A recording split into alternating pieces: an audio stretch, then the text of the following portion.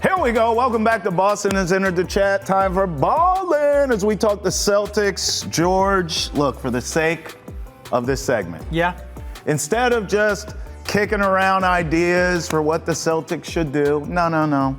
Any morning show can do that. But on Boston has entered the chat, we asked the hard-hitting questions like this one. If you had to trade somebody. Why you got to point at me like that? Because you got to let them know. this is that Uncle Sam point. If you had to trade somebody, okay, who would it be? You have to trade someone this offseason. Yes. You have to. Yes. For the sake of the segment. You or Brad Stevens. It's not sake of the segment. You know me, bro. You trading anyway. You come in, yes. Oh. I mean, this team cannot operate. Oh. Look, your ownership coming in, right? Hey, I thought Bill, you were going to run it back, bro. How you doing, Brad? Nice to meet you. Bill, you're Bill Chisholm. I thought you wanted to run it back. You want When in God's green earth did I say run it back, my man? I know I was out last week. He was about to cuss. I know I was out last week, but I wasn't gone. All right? I wasn't gone. I was down bad, but I wasn't delirious. You were down bad. I wasn't delirious. You're back up, baby. You need to trade people. And this is what the quick one's going to be. Drew Holiday is going to be traded first. He has the biggest trade value out of the guys that they have to move. Right. He's a championship-level defender. He's a veteran leader, and he'll probably be gone this offseason. The next one the Celtics are end up going to trade will be Kristaps Porzingis, but you're going to have to wait. Dealing with the illness, he's injury-ridden. He's about to be 30. Exactly. And what Brad Stevens and the Celtics did is they maximized his value. They did. So if Brad Stevens picks up the phone and says, Kristaps Porzingis, teams are going to hang up right away right now. But trade deadline approaches, they get the money off the books. That's how it'll happen. This is something that will be going down through February. I take those two out of it. Okay. I would trade Derrick White. I would trade Derrick White if you give me the right package and the right return. Yeah. Because that is a guy that could be a pillar. Should be a pillar. His game allows him to play for a long time in the NBA. He's such a good on-ball and off-ball defender, great shot taker, doesn't play above the rim, isn't overly athletic, so his game's going to be there for a long time. But when Jason Tatum is back in 100% post-Achilles surgery and recovery, Derrick White's going to be 32, 33. That's going to be past the window of this is a championship-type player who will be a third-best player on our roster. Now, where do I look? Everything goes to Houston immediately because they have the young pieces, I think, with a good return. If it's a Jaylen Green, Jabari Smith, Cam Whitmore, maybe a Reed Shepherd who's a good shooter, you throw in a guy like a Sam Hauser, I would make that return. Then I cannot watch the Timberwolves without saying, what's the price for Naz Reid? Who's going to want to get paid, but can defend 1 through 5, can shoot, plays championship level basketball on both ends of the floor, plays like a guy that would be a perfect immediate impact long-term player for the Celtics. Those are the two ways I go. I would trade Derrick White. I would. Has to be the right package. I'm looking out west with both, and I think if you get an infusion of young talent, a lot of young talent, like what the Rockets have, that's something I would do. Or you go with someone like, give me a Naz Reid and say a Rob Dillingham, a developmental guard that the Timberwolves traded for in this last draft, who I really like as well, who's an on-ball creator and shot maker, then I would do a package like that. And both guys can defend. Man, you gave me so much to unpack right there. It would be big to trade Derrick White. It would not be easy. And the Celtics have come out and said, hey, Tatum, Brown, White, that's our big three. Yeah. They're not going anywhere. Those are reports. But at the right price, everyone not named Jason Tatum or Jaylen Brown is available. Brett Siegel, we should give him some credit, reported that White and Brown and Tatum will not be moved. That's a big three. That's why I said for the segment, we're just discussing this. But you gave me a lot to unpack, and here's a tweet here. Look, the Warriors allegedly are interested in Derrick White, but there's not the return there. Yeah, they just don't. Who do they have? Exactly. Like I'm not interested. You want GP2? Like, no, I don't. Well, Kuminga doesn't work in their system, and it's been proven. He's a talented guy, but I'm not interested. He could work in their system. I don't think so. But it's a redundant player, and you need shooters on this bench, or you need shooters in the depth, and I just don't know if he has that. Very talented, very athletic, but it's redundant. Look, you gave me a lot to unpack. I want to hear from the people, too. Email us at chat@NESN.com. Tweet at us using the hashtag NESNChat. Don't forget the voicemail. 617-790-0928. Leave us a voicemail.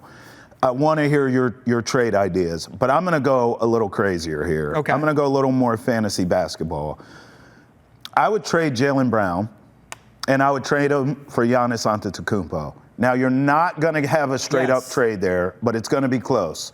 I think if you're Milwaukee, I can get a player in return who has already proven, when healthy, he can lead a championship team. Yeah. He can be the man on a championship team. Jaylen Brown did that with a healthy Jason Tatum.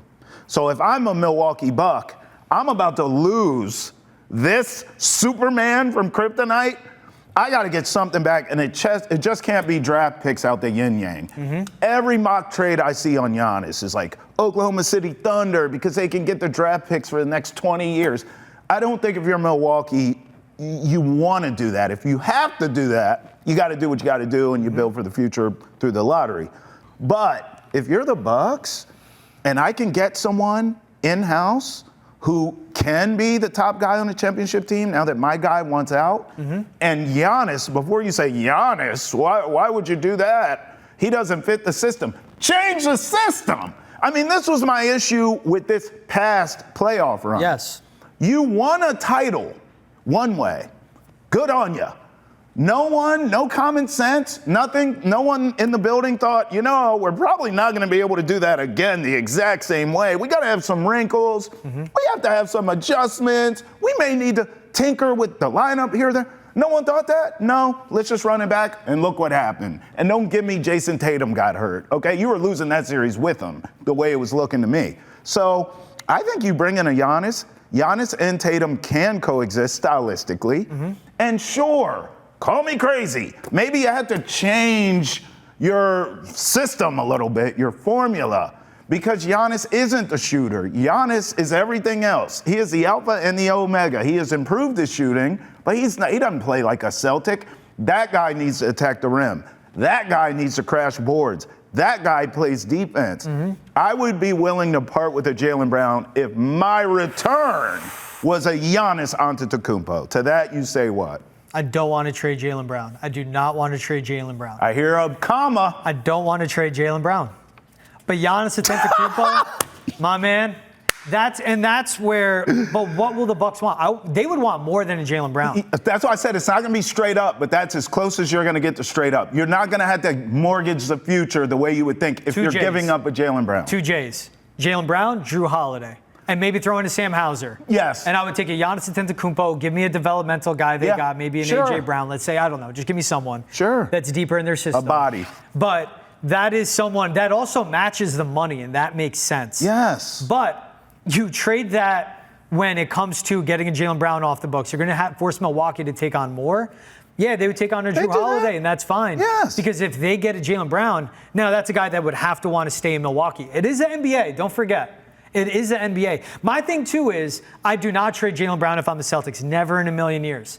Now, if Jaylen Brown goes to them and goes, look, I see the timeline. I see JT's recovery. Then it could match up. And you know what? I don't want to be here. Which is what Giannis is doing. But Jaylen Brown would have the power, too, of, you're not sending me. Why would he want to go to Milwaukee, though? And that's my thing. Sure. I get it. For the team, it makes sense. Right.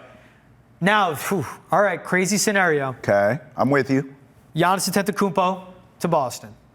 Jaylen Brown to Houston.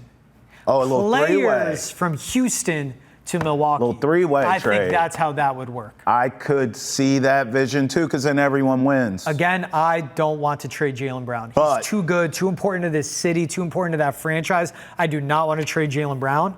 But I can't just completely gloss over what your scenario laid out. Yeah. And that's Jaylen Brown if he ends up in that scenario. That's him with a head coach he loves in Ime Udoka, loves to play for. Yes. And that's Jaylen Brown going to someone that's really close to contending. Depending on the pieces that leave Houston, Jaylen Brown would be the guy on a team that's deep with one of the best head coaches in the NBA and be contending. Houston's a better landing spot for him than Milwaukee. I think it's going to take more than two in this dance.